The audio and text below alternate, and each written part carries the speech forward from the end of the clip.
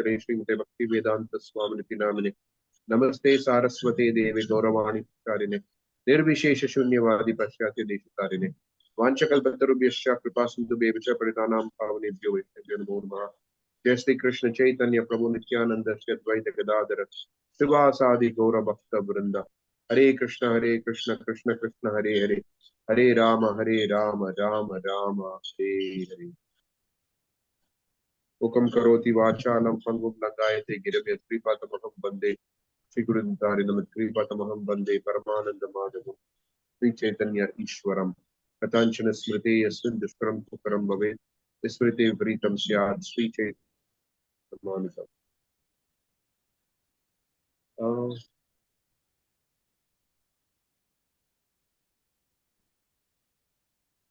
Who will share the screen today? Hare Krishna Prabhuji, please accept my humble obeisances. Do I do it? I can't hear you though. Can you all hear me? You can't hear me? Now we can. Yeah, now it's okay. All right.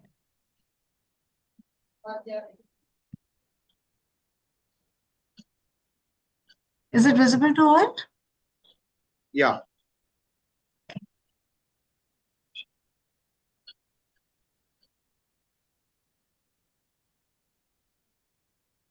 Yes. So who'll read?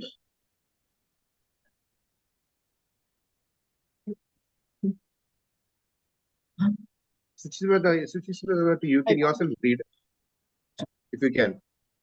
Yes, sure, Prabhuji. Right. Hare Krishna. The Lord then instructed Sanatan to describe the symptoms of those persons who are eligible. 1 second, Prabhuji. The Lord then instructed Sanatan to describe the symptoms of those persons who are eligible to accept the mantras and to describe how the mantras should be understood and perfected by ritualistic performances. Then the Lord instructed Sanatan to describe initiation, morning duties, and duties of cleanliness, washing the face, brushing the teeth, and so on, the process of work and the prayers to be recited both in the morning and the evening. The Lord also told him to describe how one should worship the spiritual master, how to mark one's body with gopi chandan, how to collect tulsi leaves, how to wash the room and temple of the Lord, and how to awaken Krishna from sleep. Then Lord Chaitanya instructed Sanatan to describe different methods of worshipping the Lord with 5-fold, 16-fold, or 50-fold paraphernalia, how to worship the Lord by offering him arti 5 times a day, and how to offer food to Krishna and lay him down on his bed. Next, Lord Chaitanya instructed Sanatan to write about the characteristics of both the form of the Lord in the temple and the Shaligram Shila, and also to write about the effect of going to holy places where there are different temples of the Lord and seeing the form of God in the temple. Sanatan was also instructed to glorify the transcendental name of the Lord and to describe the different offenses one can commit while chanting the holy Lord's name or worshipping the deity. In the worship of the Lord, certain paraphernalia are used, such as the conch shell, water, incense, and fragrant flowers. The Lord instructed Sanatan to describe these along with the chanting of prayers and hymns, circumambulation, and the offering of obeisances. Other topics for Sanatan to explain included following the regulative principles of Purushasjana, accepting Krishna Prasadam, rejecting foodstuffs not offered to Krishna, and not indulging in defaming a devotee who has the actual symptom of a devotee. Lord Chaitanya also instructed Sanatan to describe the symptoms of a holy man, the process of satisfying the sages, and the value of rejecting the society of undesirable persons and hearing Srimad Bhagavatam constantly. Also to be described were how to follow the daily, fortnightly, and monthly duties, how to observe fasting on the Ekadashi day, how to observe ceremonies like the birthday of the Lord, and how to observe fasting not only on Ekadashi but also on Janmashtami, Vaman Dvadashi, Ram Navami, and Narasimha Chaturdashi. Lord Chaitanya also instructed Sanatan to explain that it is helpful in the advancement of devotional service to avoid fast days that overlap with other days with her. Also to be explained were how to establish temples of the Lord, along with the general behavior, symptoms, duties, and occupations of a Vaishnava.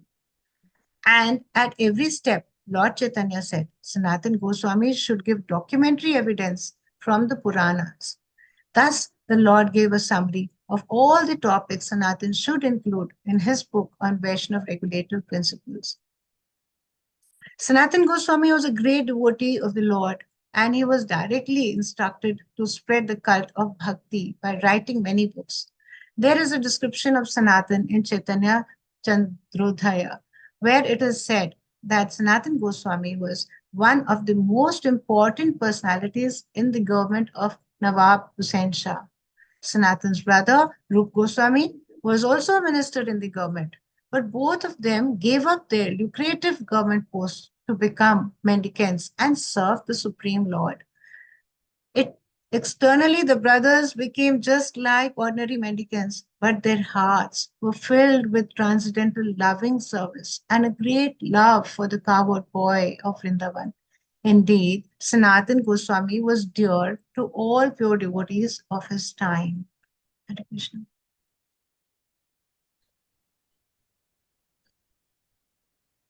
Hare Next Krishna. chapter. Can you just go to the last paragraph? Yes, The last. yeah, I'm sorry, I just checking.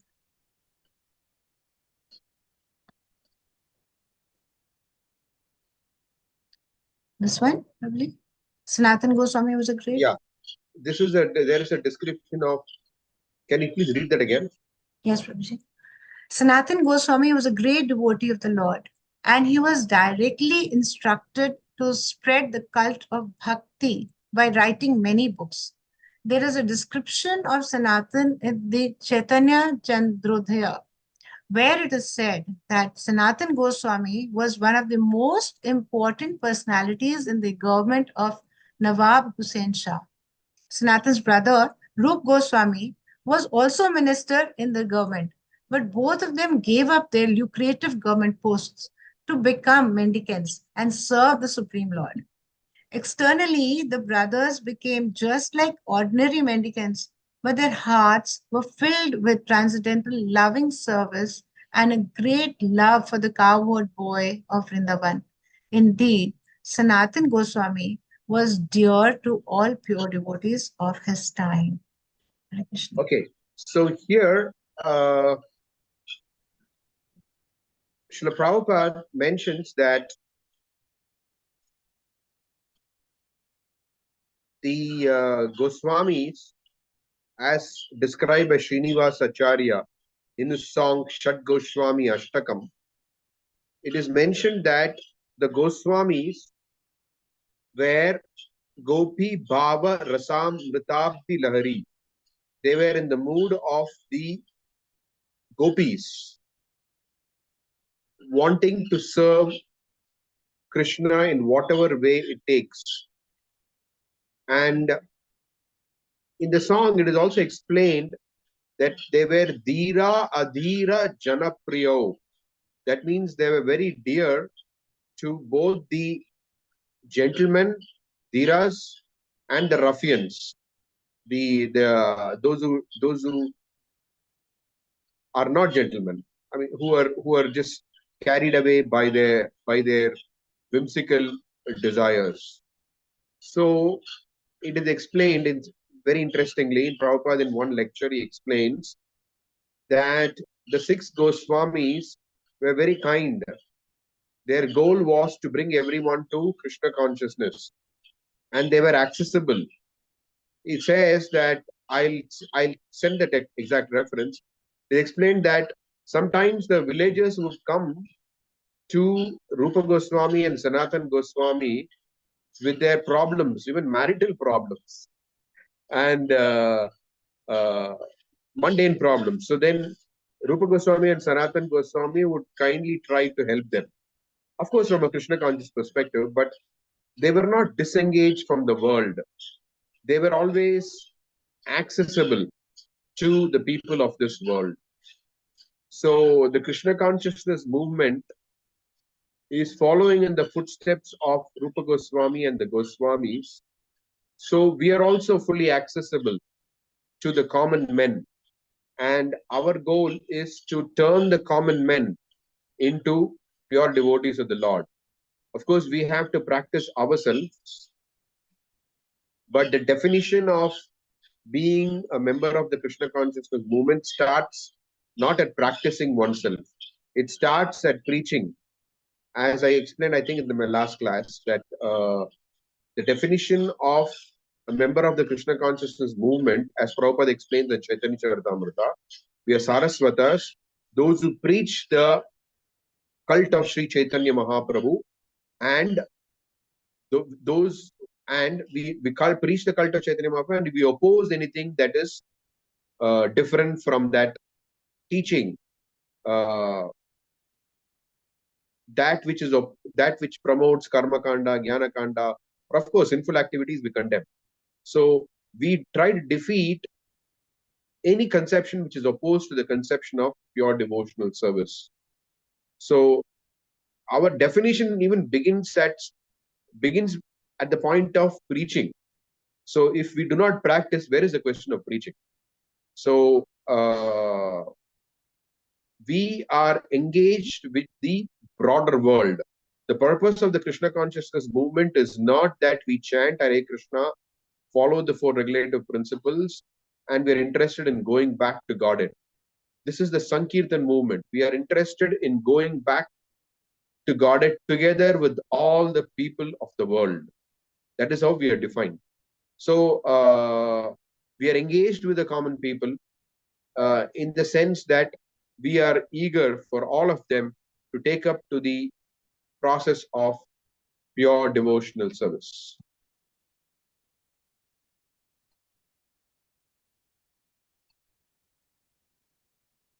We've come to the end of this chapter. Any thoughts, questions, reflections, comments?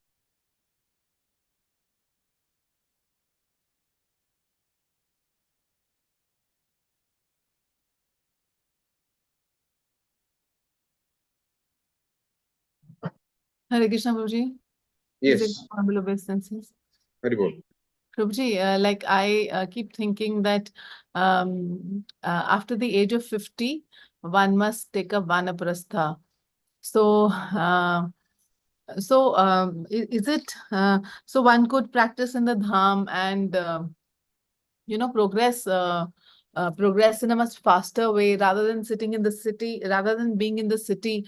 So preaching in the city seems to be the most important thing for us, as ISKCON devotees, because Prabhupada left Vrindavan and he went to the West like that. But but association with the dham elevates us.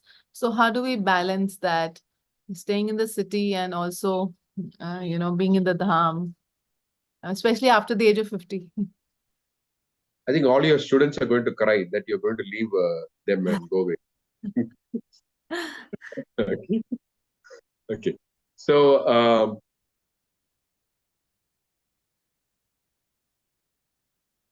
our whole focus in Krishna consciousness is I mean it's okay. It is simultaneously how we shall progress and how we shall help others. These are simultaneous conceptions in our mind. It is not one or the other. Because Lord Chaitanya in his teachings to Sanatana Goswami explains that the best type of devotee, there are devotees who practice, there are devotees who preach. Some devotees are interested in practice, they're not so much interested in preaching. Some devotees interested in preaching, but they're not interested in practicing. So Lord Chaitanya tells Sanatana Goswami that of all the types of devotees, that devotee who practices and preaches is the best. So Srila Prabhupada and our acharyas want us to be the best. So our mood should be that what does the Lord want us to do? That is the most important consideration for us. What does the Lord want us to do? So what does the Lord want us to do? We know that He wants us to, what is very clear. He wants us to practice and preach. How the Lord wants us to do it, that is the real question. So not what the Lord wants. That is common, generic for everyone. So how the Lord wants us to do it, this is where all our lives revolve around this point. So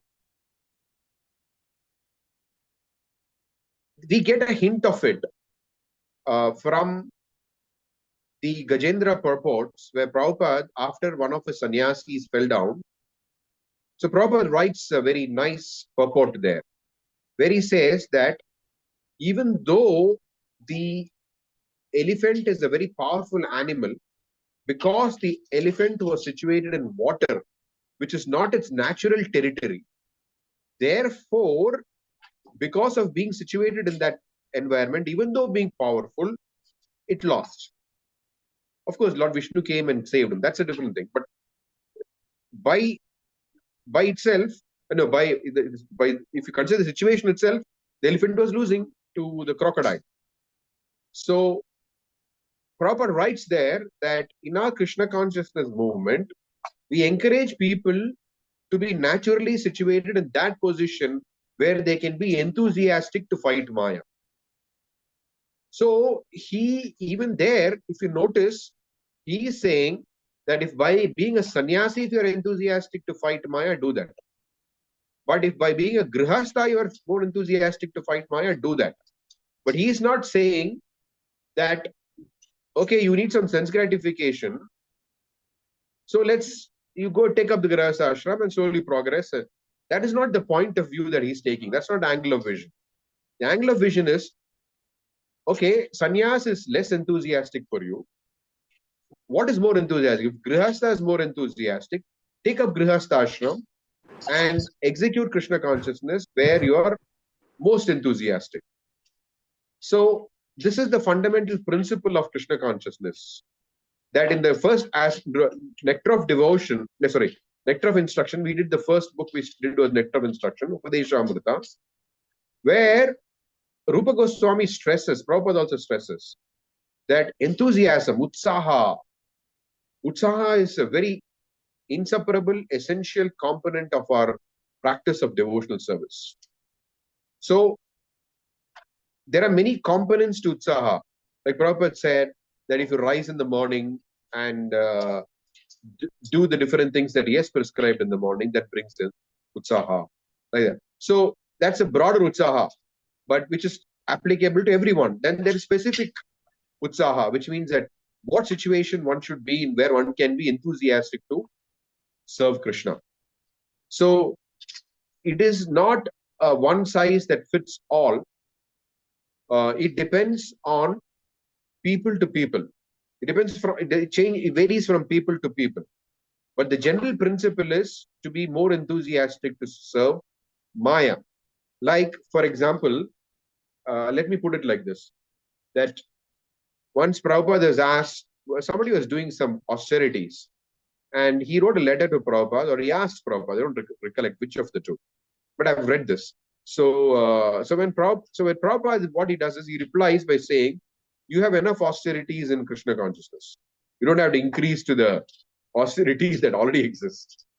So the idea is that thinking of Krishna is the real point.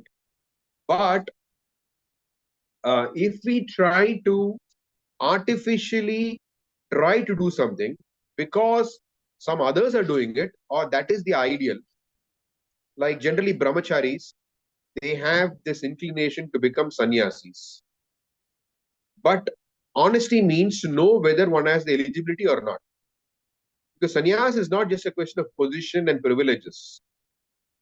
If one is attracted by the position and privileges, then the problem is that one tries to be what one is not. The real position of a sannyasi is, as Prabhupada writes in the Bhagavatam, he is able to travel like Narada Muni through the thick jungle, which is the playground of the serpents and the jackals and all these things. And he's completely, firmly convinced of the Lord's protection.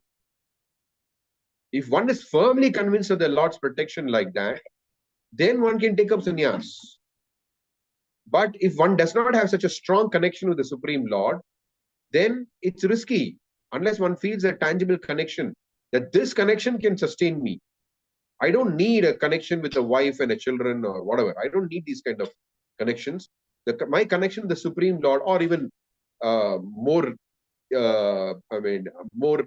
tangibly in terms of the spiritual master, or my connection with the superior Vaishnavas, that is strong enough for me to avoid the complexity of getting into married life. So that if that one is situated in that position, then one is eligible to take up sannyas. Okay, I continue the position of being brahmachari and take sannyas. That is the best path of growth for that person. But if a person is thinking that, oh, I have to give up Maya, and women are Maya, family life is Maya. So if they think like that, but they have a inclination towards it, but they are not free from the attachment towards it. Okay, they have inclination, they have attachment towards it. They may have this thing, okay, I want to be a brahmachari. Wanting is different from what your inclinations are. So inclinations have to, and attachments have to be aligned with what we want. If they are discordant, or if there is a difference between them, then it is our duty to align ideas with facts. We should not try to align facts with ideas. When we try to align fact with ideas, then what happens is that, okay, the fact is I'm attached, but I have a certain idea. I want to go ahead in that idea. So then I'm trying to disregard this reality and trying to go ahead with my, so I'm trying to, whatever my reality is, doesn't matter. I have to just align with my idea. It doesn't work like that. Rather, I have to align with reality. So if I have an idea, okay, I want to be a brahmachari, but if my attachment and inclination is something else, then it's better to change your idea and take up grihastha ashram and be enthusiastic. So the point that I'm trying to drive home is that there are several circumstances, several things which need to be considered when one has to make a decision. So some of the factors are, the first factor is the family members, first of all. What is the status of the family members? And what is, because once we are married and we have a family, it is no more us, it is no more me, it is us. So whatever is being considered should be for the joint welfare of everyone involved. And it should also not just be for the joint welfare of the person alone, of the unit alone, but for the joint welfare of the whole world. So it could be that, okay, according to the joint welfare of the whole the whole group in the family, it is good to move to Mayapur. But if in Mayapur, if one is going to simply eat and sleep, it may not be a preferable thing to do. So it depends on several parameters like that. So yes, we say everything. We say we have to move to Mayapur. We say we have to take to Vanaprastha. We say we have to preach. All of it are true. But how to customize it such that it is the best for the individual and for the whole world?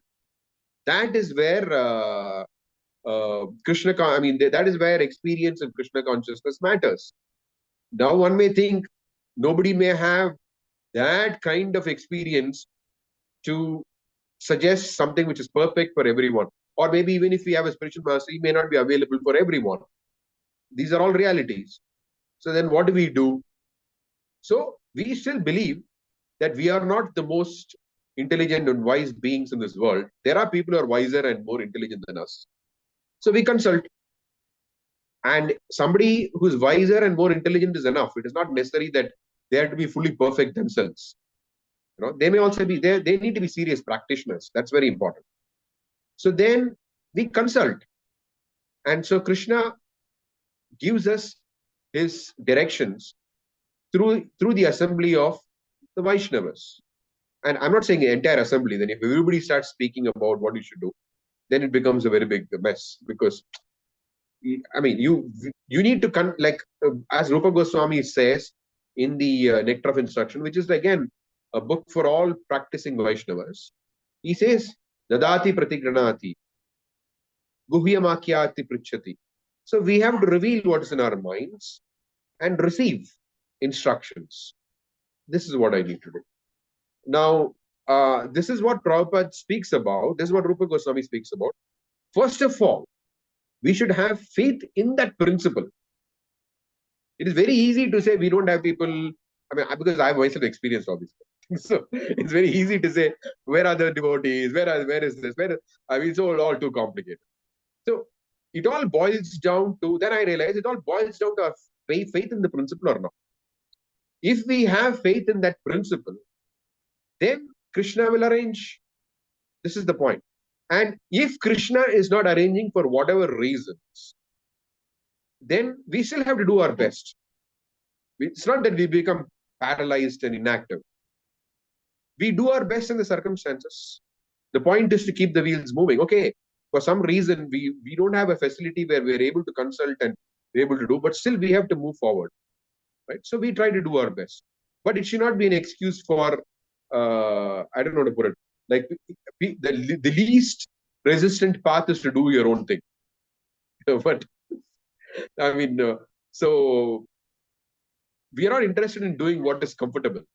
We are interested in doing what is the right thing. So we should really, really strive to do the right thing. But if in the absence of such facility, then one has to do still, no? So one has to pray to Prabhupada, pray to the Super Soul, pray to the spiritual master, pray to the Lord, and then try to act in a manner that would be conducive for both the individual, the family, and the society at large.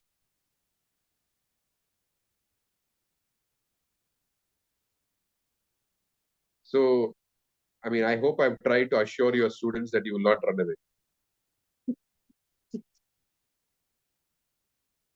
Hare Krishna, Suchi Sujita Mataji, are you convinced? Thank you for that. Thank you for that.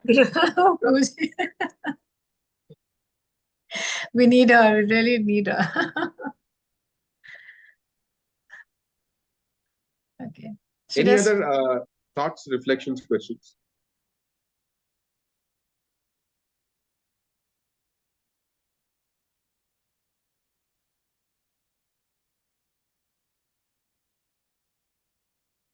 Okay, we have a record attendance today. I think 16 devotees today. Okay, all right. We can go to the next chapter. And we'll take questions and reflections and comments at the end of that. End of the session today.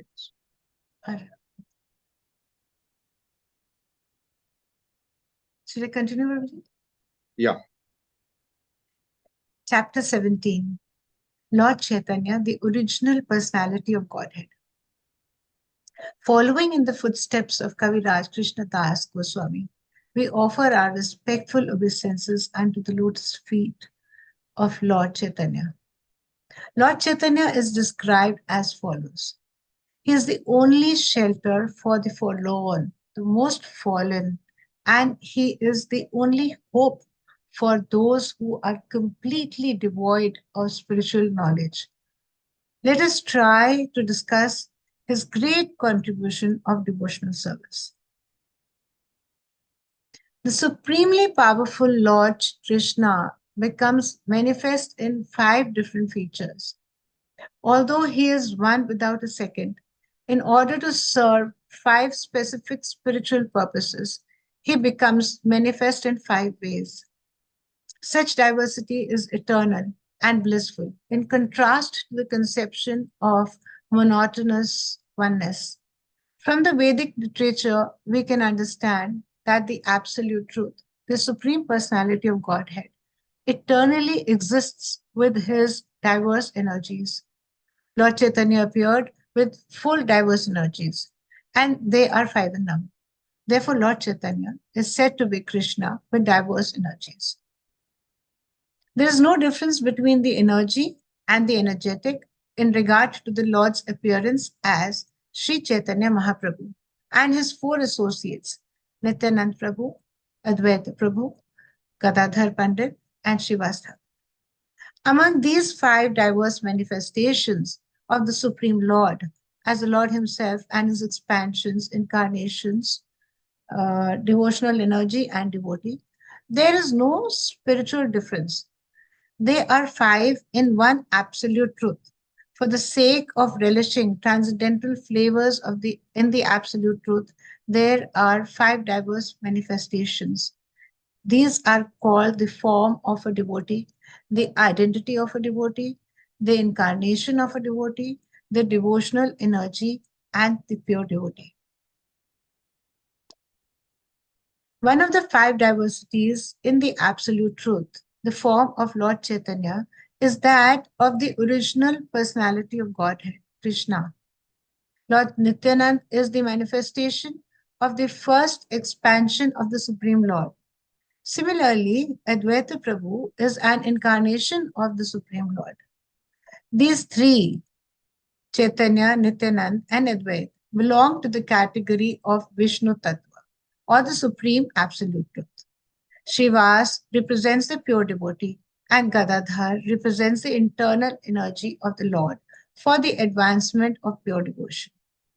Therefore, Gadadhar and Srivas, although on the Vishnu platform, are dependent, diverse energies of the Supreme Lord. In other words, they are not different from the energetic, but they are manifested diversely for the sake of relishing transcendental relationships.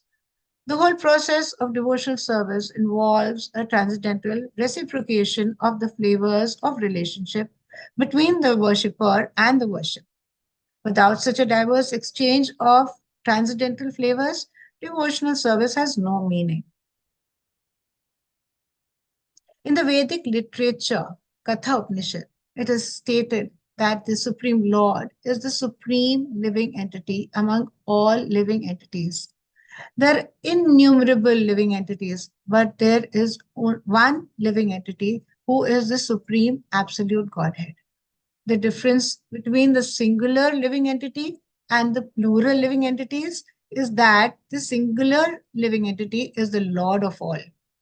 Lord Chaitanya is that supreme living entity, and he descended to reclaim the innumerable falling living entities. In other words, the specific purpose of Lord Chaitanya's advent was to establish in the present age the Vedic fact that there is one supreme personality of Godhead predominating and maintaining all the other innumerable living entities. Because the impersonalist Mayavadi philosophers cannot understand this, Lord Chaitanya advented himself to enlighten the people in general about the real nature of the relationship between the Supreme and the many dependent living entities. In the Bhagavad Gita, Krishna's last instruction is that everyone should give up all other engagements and render devotional service unto him. But after Krishna's disappearance, less intelligent people misunderstood him. They became contaminated with the Mayavad philosophy, which produced so many mental speculators that people forgot the actual position of the absolute truth and the living entity. Therefore, Lord Sri Krishna himself, as Lord Chaitanya, again appeared in order to teach the fallen souls of this material world the way to approach Lord Krishna. The Bhagavad Gita teaches that one should give up everything and be done with this world of material attachment. A pure devotee of Lord Krishna and one who follows the philosophy of Lord Chaitanya are one and the same. Chaitanya's philosophy is that one should give up everything and worship God, Krishna. Krishna, as the Supreme Lord, the personality of Godhead, spoke the same words, indicating himself as the Supreme Lord. But the Mayavadi philosophers misunderstood him. Therefore, Lord Chaitanya, to clarify the situation, reiterated Lord Krishna's message. One should not declare himself to be as good as Krishna, but should worship Krishna as the Supreme Lord. We make a great mistake if we think Lord Chaitanya is a conditioned soul. He is to be understood as the supreme absolute truth, the personality of Godhead, Sri Krishna himself. In the Chaitanya Charitamrita, it is therefore said of Lord Chaitanya, Krishna is now present in his 5 diverse manifestations. Unless one is situated in uncontaminated goodness, it is very difficult to understand Lord Chaitanya as the supreme personality of Godhead himself. Thus, in order to understand Lord Chaitanya, one has to follow the direct disciples of Lord Chaitanya, the 6 Goswamis, and especially the path chalked out by Srila Jiva Goswami. The most astonishing fact is that Lord Chaitanya, although the supreme personality of Godhead Krishna, never displayed himself as Krishna. Rather, whenever intelligent devotees detected that he was Lord Krishna and addressed him as Lord Krishna, he denied it. Indeed, he sometimes placed his hands over his ears, protesting that a human being should not be addressed as the Supreme Lord. Indirectly, he was teaching the Mayavadi philosophers that one should never falsely pose himself as the Supreme Lord and therefore misguide his followers. Nor should the followers be foolish enough to accept anyone and everyone as the Supreme Personality of Godhead. One should test by consulting scriptures and by seeing the activities of the person in question. One should not, however, mistake Lord Chaitanya and his 5 diverse manifestations for ordinary human beings. Lord Chaitanya is the supreme personality of Godhead, Krishna himself. The beauty of Lord Chaitanya is that although he is the Supreme Lord, he came as a great devotee to teach all conditioned souls how devotional service should be rendered. Conditioned souls who are interested in devotional service should follow in the exemplary footsteps of Lord Chaitanya to learn how Krishna can be attained by devotional service. Thus, the Supreme Lord himself teaches the conditioned souls how he should be approached by devotional service. By analytically studying the 5 diverse manifestations of the Supreme Lord, we can come to know that Lord Sri Chaitanya Mahaprabhu is the supreme absolute truth and that Lord Nityananda is his immediate expansion. We can also come to understand that Advaita Prabhu is also in the category of the Supreme Personality of Godhead, but is subordinate to Lord Chaitanya and Nityananda Prabhu. The Supreme Personality of Godhead and his immediate and subordinate expansions are worshipable by other 2, namely the representations of the internal potency and the representation of marginal potency. The representation of the internal potency, Gadadhar, represents the confidential devotee, and the representation of marginal potency, Srivas, represents the pure devotee. Both of these are worship of the other 3.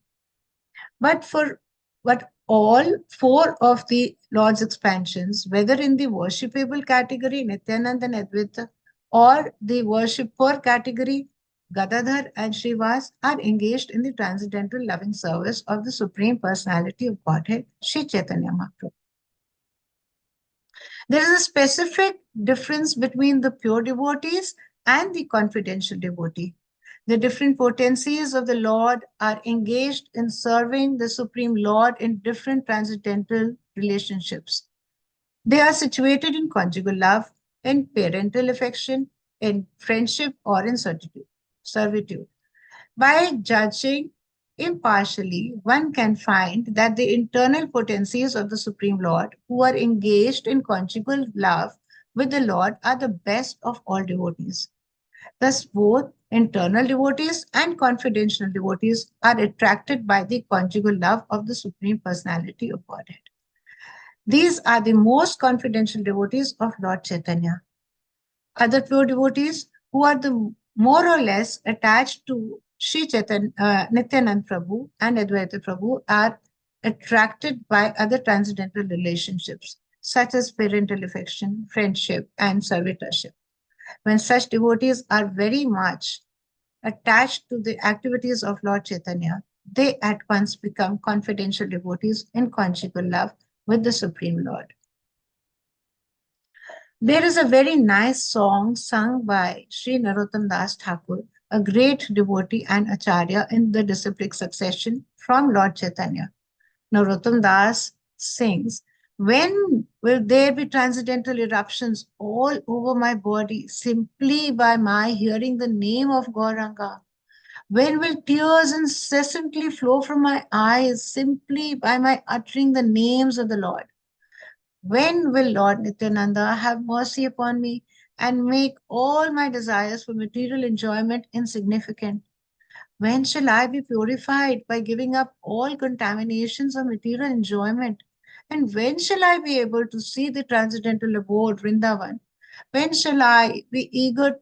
When shall I be eager to accept the six Goswamis as my prime guides? And when will I be able to understand the conjugal love of Krishna?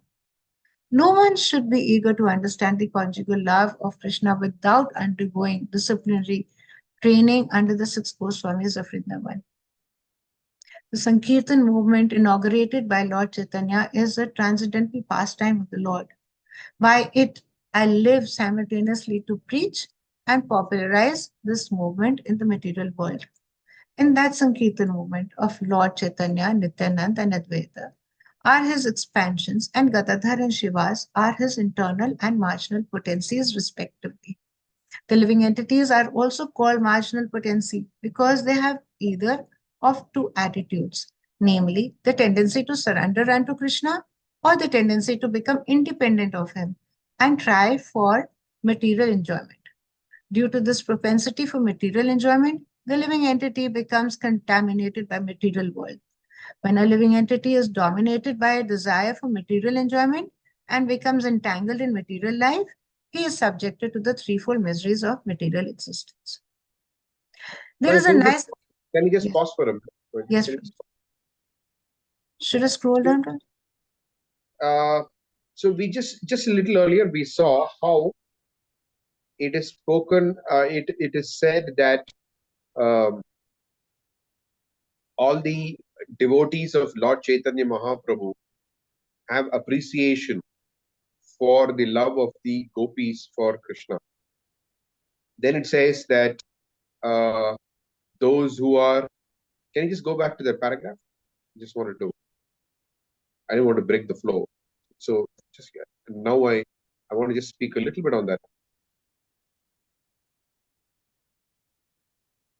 The difference between the pure devotees and the confidential devotees. Yeah.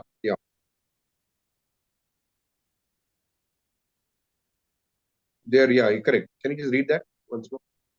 There is a specific difference between the pure devotee and the confidential devotee. The different potencies of the Lord are engaged in serving the Supreme Lord in different transcendental relationships. They are situated in conjugal love, in parental affection, in friendship, or in servitude. By judging impartially, one can find that the internal potencies of the Supreme Lord who are engaged in conjugal love with the Lord are the best of all devotees. Thus, both internal devotees and confidential devotees are attracted by the conjugal love of the Supreme Absolute Truth. These are the most confidential devotees of Lord Chaitanya. Other pure devotees who are more or less attached to Sri Nityanand Prabhu and Advaita Prabhu are attracted by other transcendental relationships, such as parental affection, friendship, and servitorship. When such devotees are very much attached to the activities of Lord Chaitanya, they at once become confidential devotees in conjugal love with the Supreme Lord. So by just reading this alone, one can perhaps get an impression. One can perhaps, that's why I said perhaps, Because if we don't go to the next paragraph and understand it, one can perhaps get an impression that the real thing is to get the mercy of Lord Chaitanya. The real thing is not to get attached to Lord Nityananda or Advaita, So there could be that misconception. But in the next paragraph, Srila Prabhupada quotes, paraphrases, in fact, almost is verbatim, word by word almost is like exact translation of Narottam Das Thakur's song, where, if you notice, it speaks about when I Goranga bolite hobe pulaka sharira. When will there be translation all over my body by hearing the name of Lord Gauranga? So it looks like there is a focus on Lord Gauranga. But if you go into the third line, there it says, when will Lord Nityananda have mercy upon me and make all my desires for material enjoyment insignificant?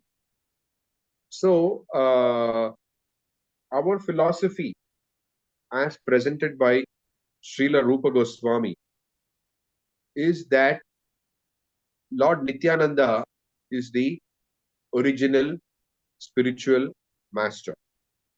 Because we say, okay, we need to attract the mercy of Radharani, right? Sometimes we say we need to attract the mercy of of Srimati Radharani. And sometimes we say that we should get the mercy of Lord Nityananda. So are we alternating between each other's mercy, or is there a hierarchical order of mercy, or how does it work? How is our brain supposed to be wired? Are we supposed to think in terms of Lord Nityananda? Are we supposed to think in terms of Srimati Radharani? So, as clarified in the prayer itself and elsewhere, let me bring up the pastime of Raghunath Das Goswami, which we just had Panihati. Panihati festival is when Raghunath Das Goswami had already met Lord Chaitanya, and Lord Chaitanya had refused to allow him to leave home and join him. Then Raghunath Das Goswami comes to meet Lord Nityananda at Panihati. So when Lord Nityananda spots Raghunath Das Goswami, he says, "Oh, there's a thief there." So why does he call him a thief? Because our acharyas explained, because he met Lord Chaitanya without first meeting Lord Nityananda. So there our acharyas have explained that it's not possible to get Lord Chaitanya's mercy without the mercy of Lord Nityananda. And so that is why he was called a thief. So, of course, these are all pure devotees. These pastimes are all are all instructive for us, so that we know how to practice pure devotional service. So Lord Nityananda is an expansion of Lord Balaram, or they're non-different. Lord Balaram and Lord Nityananda. So they are our Lord Balaram or Lord Nityananda so they are referred as Adi Guru. Adi Guru means the original spiritual master. So all the spiritual masters follow in the line of Lord Nityananda, the Lord Balaram.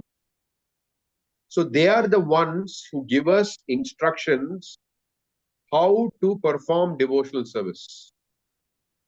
So when we perform devotional service according to their instructions, then we get the mercy of and please them, then we get the mercy of Srimati Radharani, get the mercy of Lord Chaitanya and Srimati Radharani. So our process is that we approach the divine couple, Radha Krishna, in a specific order. What is that order? The order is we go through our spiritual master, we go through the parampara, spiritual master for ISKCON, Srila Prabhupada. Apart from the spiritual master, you have Prabhupada, and you have we have all the previous acharyas. Then you have Lord Nityananda, the original spiritual master. Then you have Lord Chaitanya. And when Lord Chaitanya is pleased, and Lord Nityananda and Lord Chaitanya, they are inseparable. So when they are pleased, So then we get access to Srimati Radharani. Radharani is pleased. So when she is pleased, she'll recommend us to Krishna. So this is our method. So Prabhupada said that he's establishing the Krishna Balaram Mandir in Vrindavan. Sometimes people ask, why did he establish Krishna Balaram Mandir? It is explained in the Chaitanya Charitamrita. Prabhupada gives an explanation to that. He says that Parama Karuna Bahudayajana, they are the most merciful lords. They've appeared in this world. And we have established the Krishna Balaram deities to show that Krishna Balaram are not different from Gauranitai. And through their mercy, what is next? You have Radha Shyamasundar. So we get the mercy of Srimati Radharani, who recommends us to Shyamasundar, Lord Shyamasundar. So this is our process. So whatever is written in this paragraph should be understood from the next paragraph, where Narottam Das Thakur clarifies, by getting the mercy of Lord Nityananda, then one gets the mercy of Lord Chaitanya Mahaprabhu. I just wanted to say that, so you can continue for a little bit more time and then we can take some questions.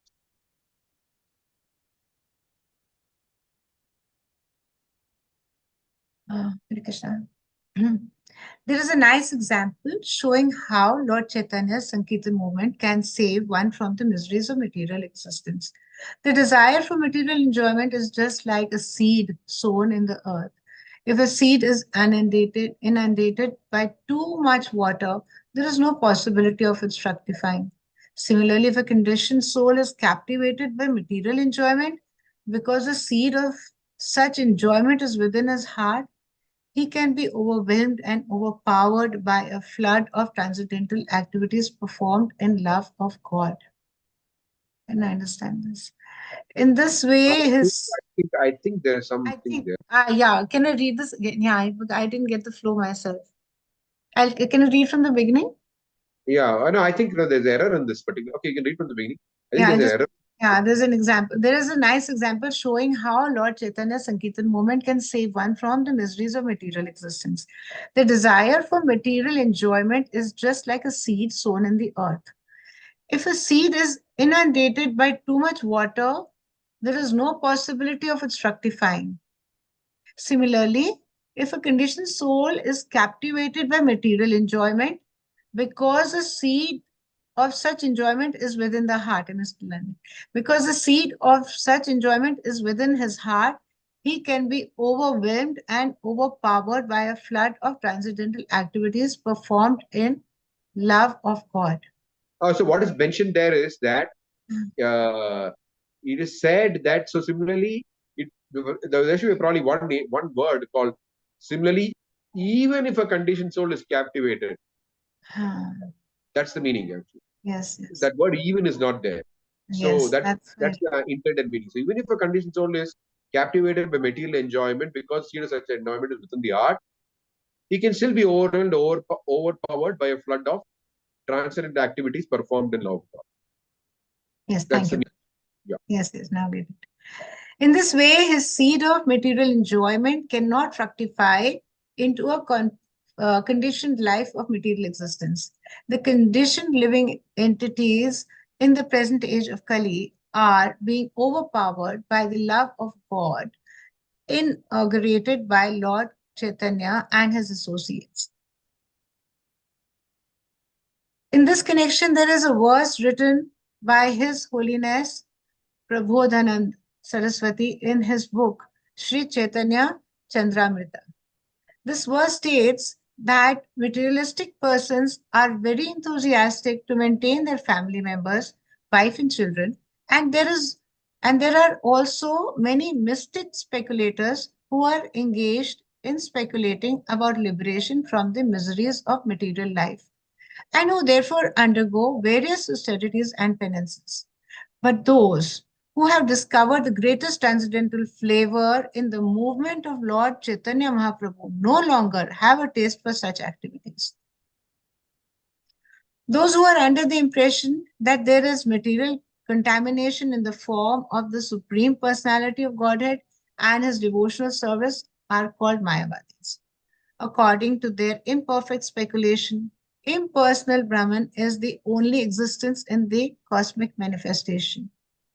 As soon as the Supreme Personality of Godhead is introduced, they consider that his personality arises from Maya or the external material energy. Such persons consider all incarnations of Supreme Lord to be contaminated by this material energy.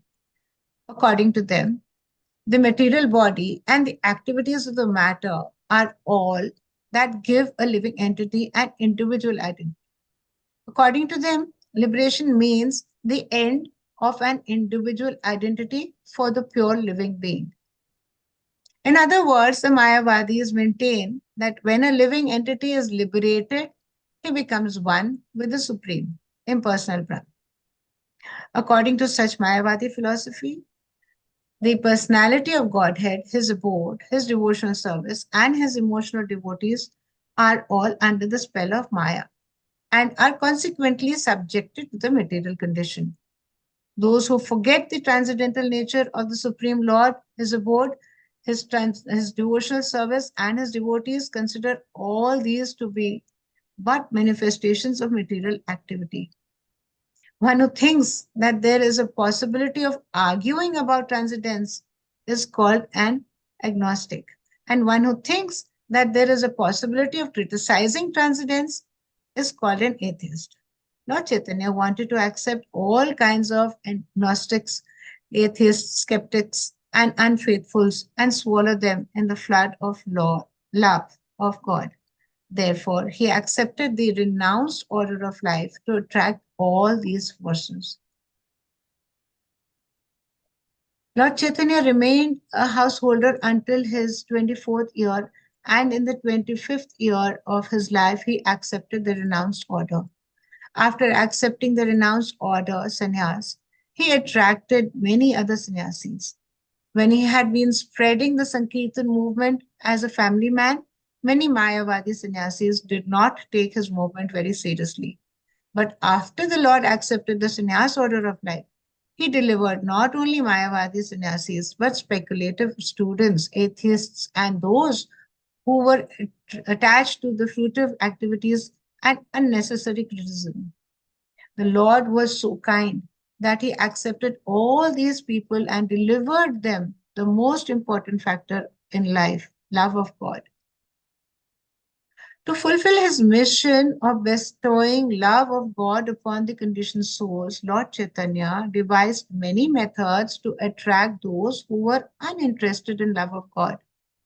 After he accepted the renounced order, all the agnostics, critics, atheists, and mental speculators became his students and followers. Even many who were not Hindus and who did not follow the Vedic principles accepted Lord Chaitanya as the supreme teacher. The only person who avoided the mercy of Sri Chaitanya Mahaprabhu were those sannyasis who were known as the Mayavadi philosophers of Benares. Their plight is described by Srila Bhaktisiddhanta Saraswati Goswami. The Mayavadi philosophers of Benares were less intelligent because they wanted to measure everything by direct perception. On this basis, they calculated that whatever is perceived by material means is Maya or illusion. Since Maya is full of variegatedness and the absolute truth is transcendental to Maya, they concluded that there is no variegatedness in absolute truth. During Chaitanya Mahaprabhu's time, there were also other impersonalist philosophers known as the Mayavadi philosophers of Sharanatha. Sharanatha is a place near Benares where Buddhist philosophers used to reside. And even today, many stupas of the Buddhist Mayavadis can be seen. The Mayavadi philosophers of Sharanatha are different from the impersonalists who believe in the impersonal manifestation of Brahman. According to Sharanatha philosophers, there is no spiritual existence at all. The fact is that both the Mayavadi philosophers of Benares and the philosophers of Sharanatha are entrapped by material nature. None of them actually know the nature of the absolute transcendence. Although superficially accepting the Vedic principles and considering themselves transcendentalists, the philosophers of Benares do not accept spiritual variegatedness. Because they have no information about devotional service, they are called non-devotees or those who are against the devotional service of Lord Krishna. The Saranatha Mayavadis, which Prabhupada is referring to, they are the Nirvishesha Shunyavadi, right? We have Prabhupada's Pranam Mantra, Namaste Saraswate Deve, Gauravani Pracharine, Nirvishesha Shunyavadi.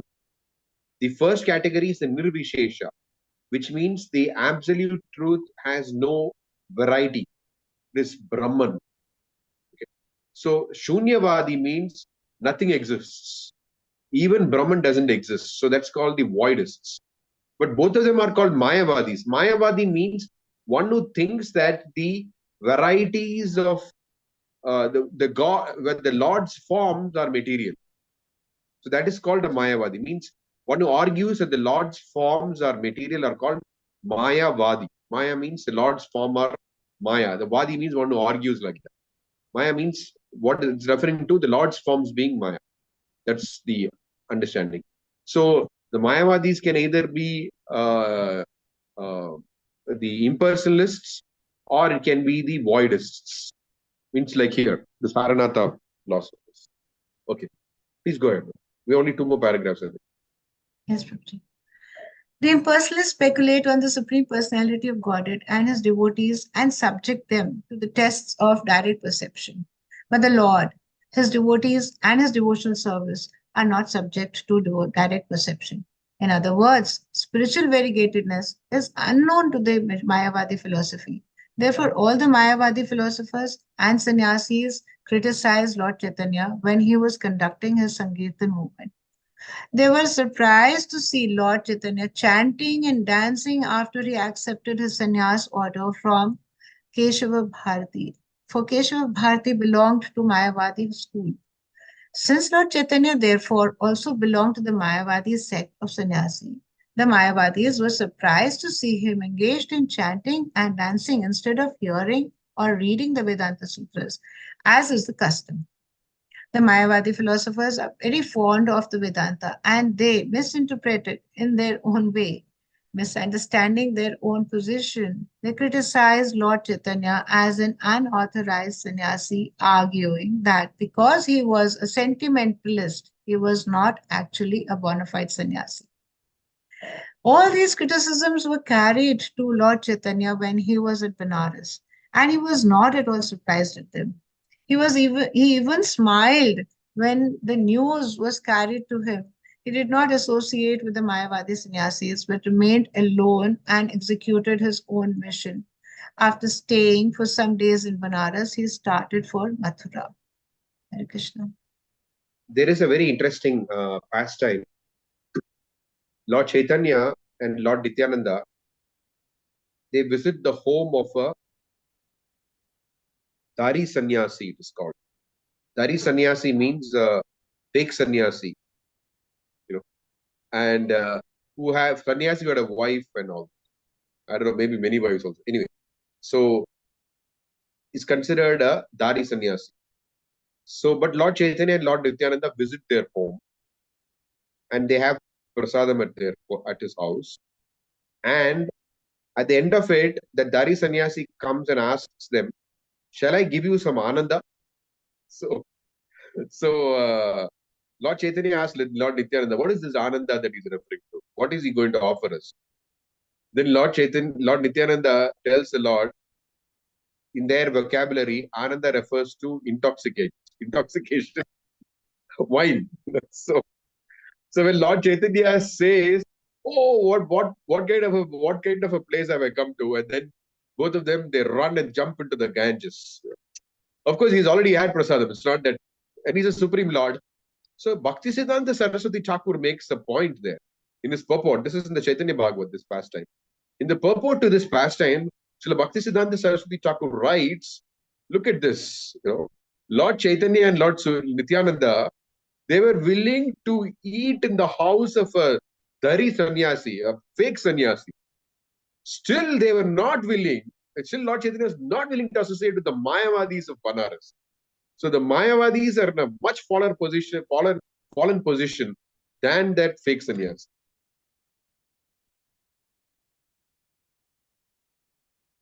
Okay, so we'll stop there for today. We'll open up for comments, questions, reflections, thoughts.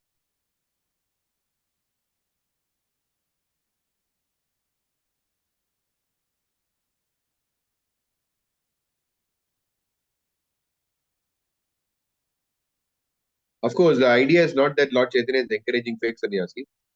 I mean, they are all transcendental pastimes. Just sometimes some of these pastimes are just uh, to teach us that Mayavada is very dangerous. Whereas that sannyasi was a sense enjoyer. Whereas Mayavada is like envious. Those are envious of the Supreme Lord. They want to become God.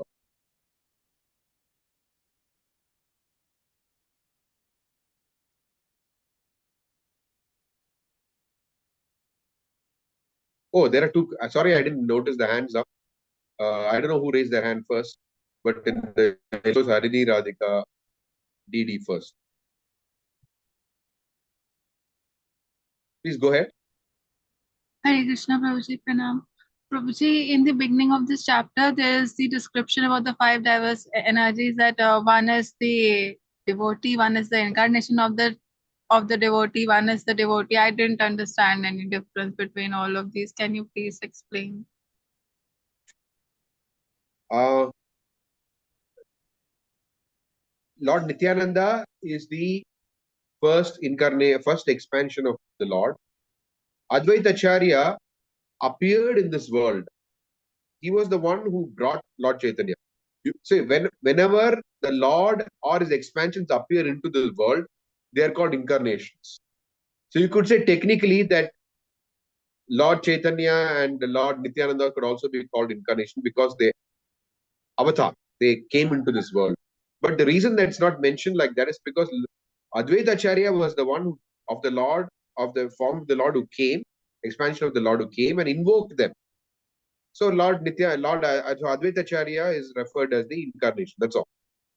But also Lord Chaitanya is not technically avatar, he is avatari, the source of all incarnations. Anyway, that's a technical detail, but the reason being that Lord Advaita Acharya, he appeared before them into this world, and he was the one who invoked them. One who descends into this world is called an avatar. So Advaita Acharya already descended into this world. He's referred to as an avatar, and he invoked Lord Chaitanya and Lord Nityananda. That is the idea. And Gadadhar Pandit is Srimati Radharani actually. In Lord Chaitanya's expansions, nobody has Lord Chaitanya's associates, intimate associates are not women, so they take male forms. And Srivas Thakur is an expansion of Narada Muni, so he represents the marginal potential. Of course, in one place in that it says Vishnu platform. I don't know why it is mentioned as Vishnu platform. I just need to look at that because you look at it, all of them are Vishnu platform. It's mentioned, but yeah, I don't know why the term Vishnu platform is used there because Srivas Thakur represents the Jiva. I mean, I see. My understanding is sometimes the word Vishnu platform is sometimes used to refer to. First of all, Vishnu platform means it's not that Srivas Thakur. Like for example, once I asked Sadaputra Prabhu this question: the jivas are limited, right? How can God's energy be limited? Right. So jivas are very small, very tiny. But he said the number of jivas are unlimited. So the Lord's potency is unlimited. Actually. The number of jivas are unlimited. So when we hear the word Vishnu platform, we could probably take it in that sense that it's representing the marginal potency. Marginal potency is unlimited, although individual beings of marginal potency are all limited, but there are unlimited such beings. So in that sense, they're also expansions of the Lord, but different from the Lord. Qualitatively one, but quantitatively different. That's all. But quantitatively, the number is infinite. Number is infinite. But each individual unit is like a minute portion of God. But put together all of them, it's all infinite. So in that sense, it could be referring to the Vishnu platform. That's all. Vishnu platform here does not mean Vishnu Tattva. It means the energy and the energetic in that sense. Is it okay? Prabhuji, will it be okay that if I read this chapter again and if I have doubt, can I ask in the next class? Yeah, you can. Yeah. Thank you. We are not in a race against time. So we're doing it as and when how we can do it. So no problem. You can ask it.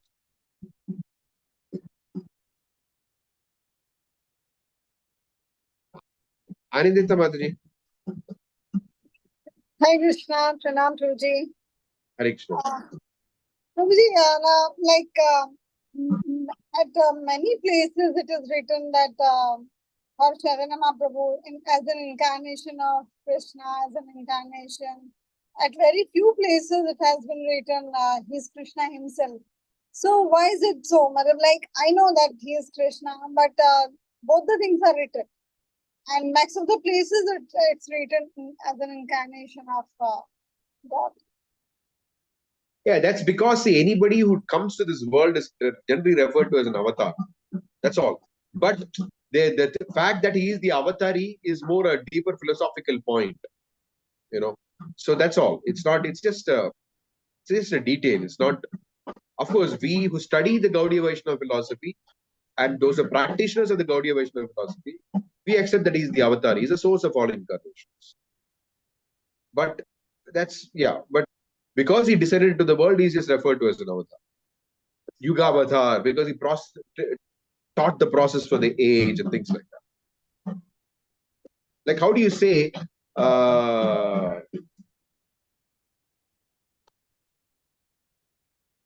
It is not a full description of Lord Chaitanya, that's all, but it's a correct description. He is avatar and hence he came down. But it's not the full description of Lord Chaitanya. He's not just avatar, he's also the avatari. So it's not a wrong definition. It is just that it's not a complete, it's not wrong. Okay.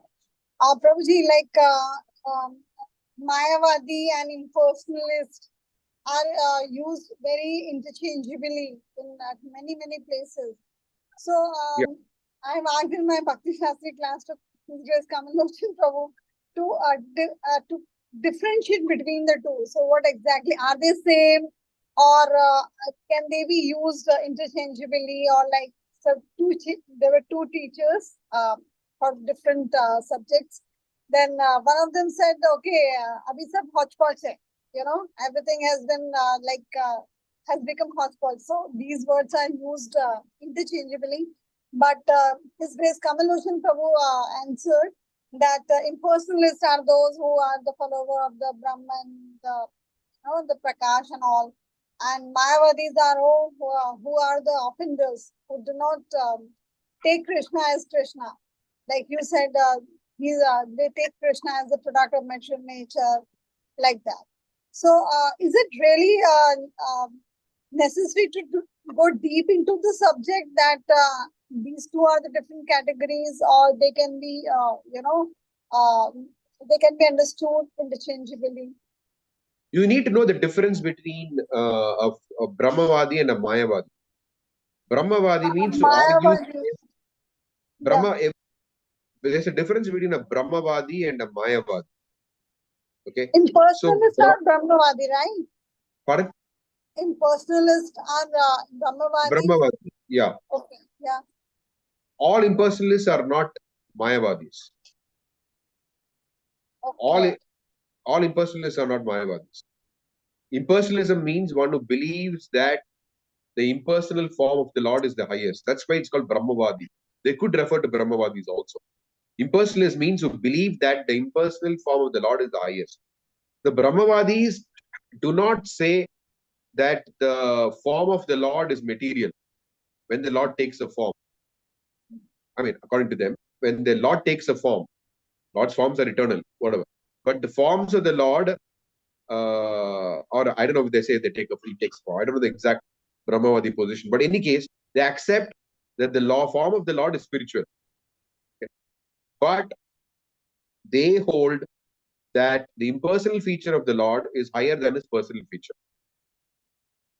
But the Mayavadis say the impersonal feature is the highest, okay, and nothing else exists apart from that. So the form of the Lord is Maya. That's all. So you That's said Mayavadi. Mayavadi means those who argue that the form of the Lord is Maya. okay. So they think that they say that the impersonal form of the Lord is the highest, and there's nothing beyond that. And if the Lord is if you say that the Lord has appeared in a form, that is Maya. But no, the impersonalists, the Mayavadis say there is only one entity called Brahman.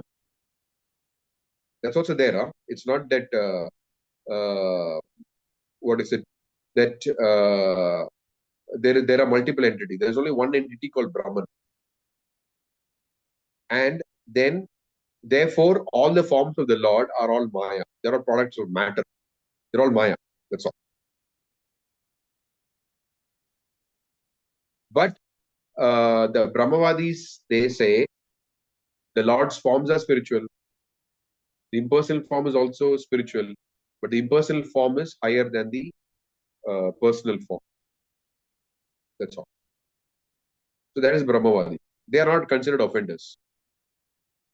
Okay, so they accept both the Saguna and Nirgun, but they say that the impersonal form is the highest, higher than the person form, the impersonal. Yeah. But Yeah. Mayavadi says that the impersonal form is highest, and if there are any forms, then that are Maya. Yeah, everything else is Maya. Yeah. So, but amongst the both categories, who worship the Panchopashan? Yeah, the Mayavadis.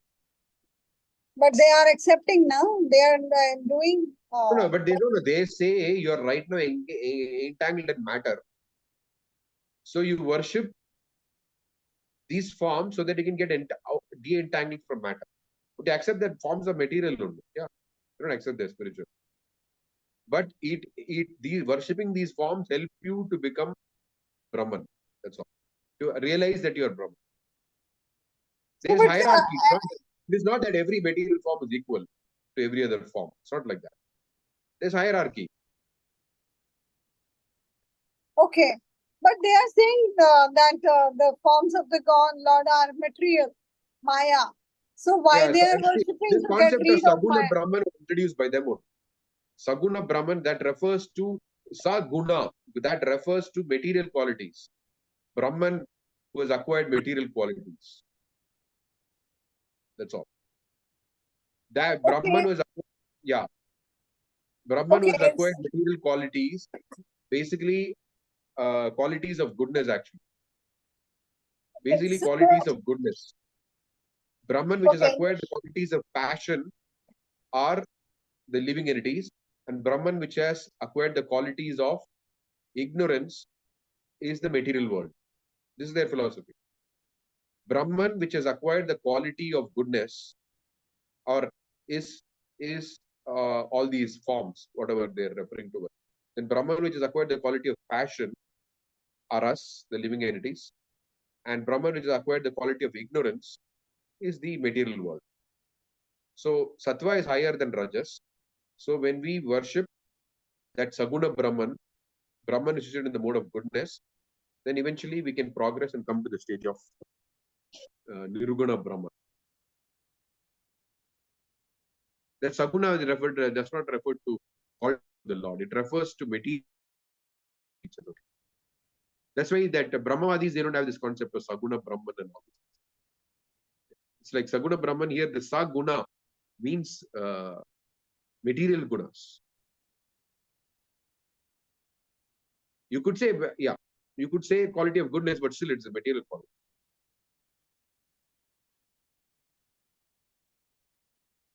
So, okay.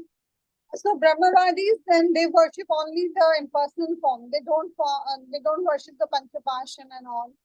I don't know what the Brahmavadi's position is, but what the Brahmavadis do. But the Brahmavadis do not say that the forms of the Lord are material. They do not say that. They say that just like Shukadeva Goswami, they don't have what do you call it? They don't deny they don't think that the Lord's forms are material. They just believe the highest truth is impersonal. That's all.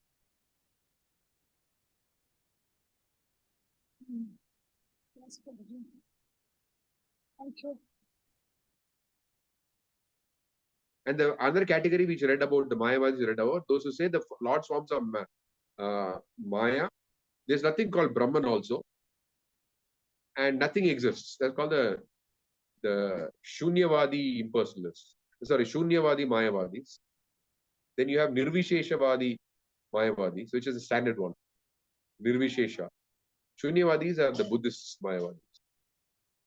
And what is Nirvishesh then? Nirvishesh is Nirvishesh means there is no Vishesha, means there is no qualities. Lord does not have transcendental qualities. It is just Brahman. so much fun. Means, see, okay, let me put it like this. There is a spiritual reality which exists. Okay, that is the position of the Mayava, the Nirvisheshavadi. There is a spiritual reality which exists, which has no Vishesha, no variegatedness. That's all. So that's same as impersonalist. Yeah, that's the same as impersonalists, yes. But the impersonalists need not be Mayavadis. Impersonalists can also be Brahmavadis. Okay. Okay, you mean to say that all impersonalists are not Mayavadis? Like All you mentioned. impersonalists are not Mayavadis, correct. So they can be impersonalists or they can be Mayavadis. But Yeah. amongst the impersonalist category, those who are Mayavadis, they are worshipping the Panchapashan because they have mode of goodness qualities and they think because the forms have mode of goodness qualities. So you're in the mode of passion, you worship them like that. And so then, yeah. Then why is it said that Mayavadis are Krishna Pradis? Like I didn't. I mean, the more I discuss on this topic, the more I get confused.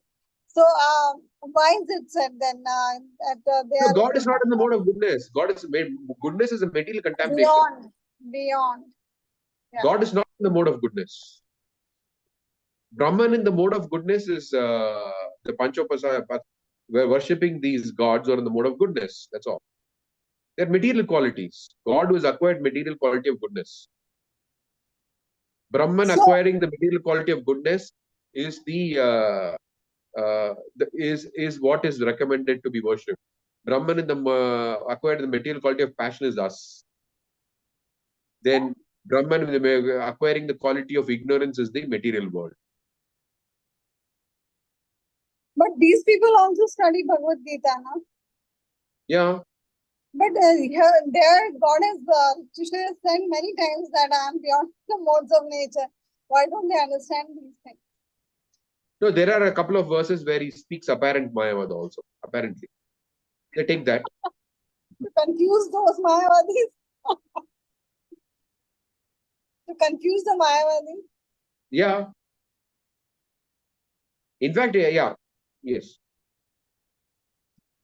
Okay. So that's how, like, the correct commentary from the pure Vaishnava is must to understand Krishna's. The correct commentary from a pure Vaishnava is recommended to understand these intricacies of the scriptures. No, see, according to us, no, Brahman is an existential reality. No, like this, one of the features of God. That's all. Yeah. So it's so when the Maya, so when the Brahmavadis say that there is Brahman, ultimate reality is Brahman, we can't say they're wrong. You don't have the full grasp of reality. Like how Prabhupada gives the example of the green. I mean, from afar, you look at a green mountain. You can only see some patch. That's it. So you come closer, then you see it is a mountain. You come closer, then you see there are forests and there are tree animals living in there. So the closer you get, the more it gets revealed. That's all. So they have incomplete understanding. Incomplete understanding. That's all.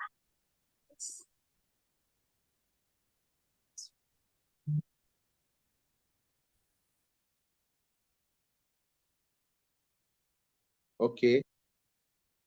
Any other questions? We're already beyond time. Okay, I can still spend some time though for those of you who want to be there. Those of you who would like to leave, can you leave because we have already finished the timeline. Prabhuji, I I think think is that hand? Harini Is that Mataji wants to know. is that Hare Krishna. Yeah. Probably a follow-up question from this, like the Mayavadi is saying that right now we are in Maya, and when we will follow the process of Gyan, we will merge into the Brahman, then we will also become God. Do Brahmavadis also think like this? Brahmavadis, I don't know actually what they're. I mean, that's what we generally hear is the Mayavadis. So I don't know. I don't know exactly are their conceptions. But they are not called offenders because they do not think that the material form of the Lord is what do you call it? The form of the Lord is material. Therefore, they're not considered offenders. So initially, Shukdev Goswami and the four Kumaras were Brahma. Yeah. Brahmavadis. They were Brahmavadis. Yeah. Thank you, Prabhuji. Hare Krishna. Hare Krishna, Prabhuji, just an extension to this again. May I? Yeah, sure. So, Prabhuji, again, like just an understanding that when you're when the Mayavadis think of God as material in the mode of goodness, what do they believe? Like like it is preached to us that we go back to Godhead. They don't believe. So, what is it that they're achieving at? How? I mean, What like is their Brahma, see conception? the impersonalists will merge with the Brahma Jyoti. That's what they're looking at. What do these Mayavadis look at? What will they achieve? They are all thinking of merging only. Means that All merge. First of all, they think. I mean, their philosophy. There's only one thing in existence, which is Brahman. Okay. So which has been covered. That's all. So when you uncover yourself, that's it. Merge it. There's no sense of I and all in that Brahman. Actually. Right. So it is just existence. That's all. It's just existence. Whereas we think that we are just part and parcel, we remain to be. We remain to have our Sarup. When we don't merge, but we just retain our Sarup, our original Sarup as servitors. Yeah, that's the Bhagavad Gita's teaching also. That soul cannot be divided. No? Yes. So when in fact, if they also have an answer to that. How do you say, I mean, soul cannot be divided? Why are we all appearing differently then? So then they say about the sky, the inside a pot, So it does not mean the sky is divided, So then, anyway, there's a whole Gatakas Patakas. Prabhupada speaks about that logic. But Acharyas have dealt with all these things. Very nicely they've dealt. But the point is that they have infinite arguments. It's not that. That's why it says that Tarko hi aprithishtaham. You cannot just understand the absolute truth only by logic. Because logic, I mean, when logically we can defeat them, but then they always have something to say. Their logic has been comprehensively defeated by Ramanacharya and Madhvacharya. Very nicely they have defeated. But it's not that they are just stupid people. That we need to understand. They are quite sophisticated people in terms of the logic. Vedanta Sutras, they have all, they believe in that. And so they're quite perfected there. Vedanta Sutra is not, what do you call it? Vedanta Sutra is a pure theistic text. It is our text, actually. Which these people have misappropriated. Srimad Bhagavatam is a commentary on the Vedanta Sutra. In fact, my wife's spiritual master, His Grace Ravindra Swarup Prabhu, before he joined ISKCON itself, he was doing his PhD in philosophy, I think religious studies, sorry. He was doing his philosophy in religious studies or philosophy. I'm not sure what one of this. So he was explaining in a lecture that Western scholars, forget about Indians or whatever, Western scholars When you take the Vedanta Sutra as it is, it appears to be a theistic text to the scholars themselves. But they accept the interpretations of Shankara. But read by itself, it appears like a theistic text to them. Yes. These are academic scholars, forget about others. Academic scholars. They themselves, Western academic scholars, if you read the Vedanta Sutra on its own merit, it appears like a Vedantic, it appears like a theistic text. Theistic text. But because they're academicians, they don't study it alone. They study it with the different different interpretations of it, especially Shankara's, because it's a very prominent school in India. Correct. So it is not the text by itself which is impersonal. It is the interpret. That's why Lord Chaitanya Mahaprabhu also, when he talks to Sarva Bhattacharya, he says, Vedanta I can understand. But what you are explaining, that I cannot understand. You are covering the sun with the cloud of your imagination. That is actually true. It's not because it's just some. We are not trying to screw out some meaning from Vedanta Sutra. It is literally taken literally. It reads like a theistic text. So there's a lot of effort needed to convert it. To look at it from the position of from impersonalism. But the problem is people have done it. So when we read the Bhagavatam, that the impersonalists have not been able to touch the Bhagavatam, because that is a commentary on the Vedanta Sutra, but that explicitly brings out what the Vedanta Sutra is, and that's very difficult to refute. Yeah, like you were saying that they don't understand how he's singing and dancing, they just listen and read and into the Vedanta Sutras. That's all that you do. How are you, expressing the Sankirtan movement and the dancing and the chanting? Yeah. So what's your question? No, I'm the same context. I'm saying that this is how they believe.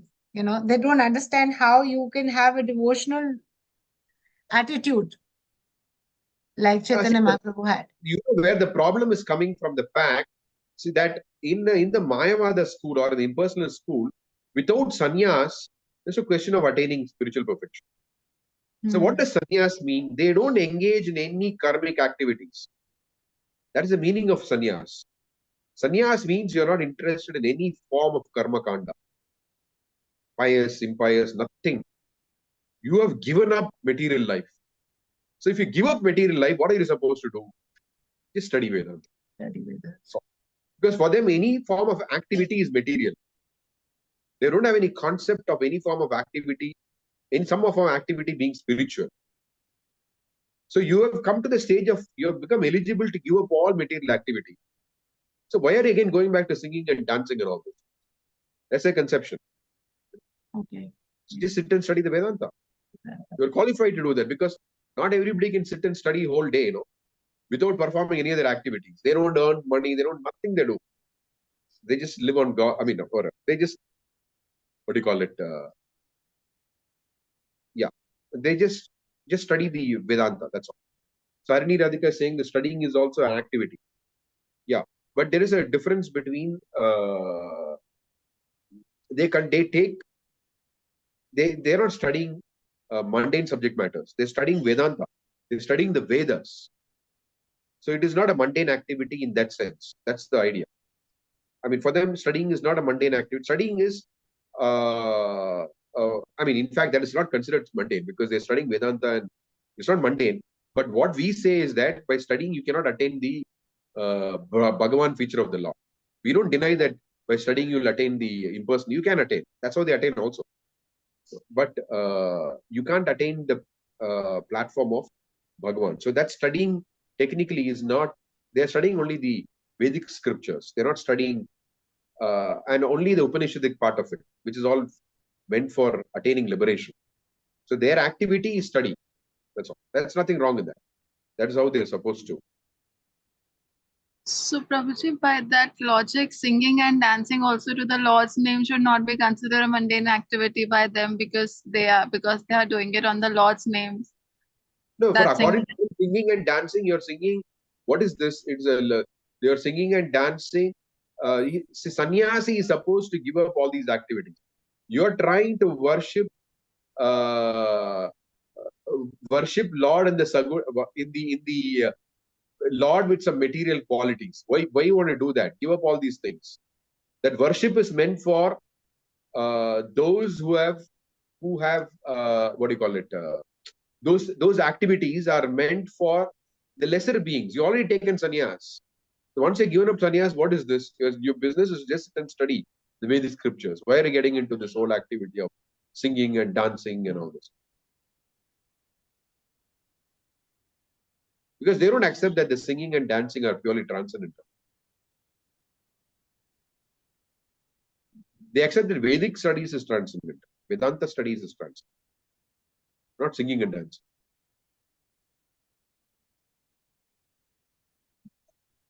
Thank you, Prabhuji. Thank you so much. Okay, so we'll resume again next week. Yes, Thank you all very Prabhuji. much.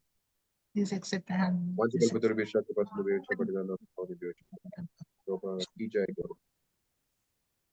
Krishna. Pranam Prabhuji. Thank you.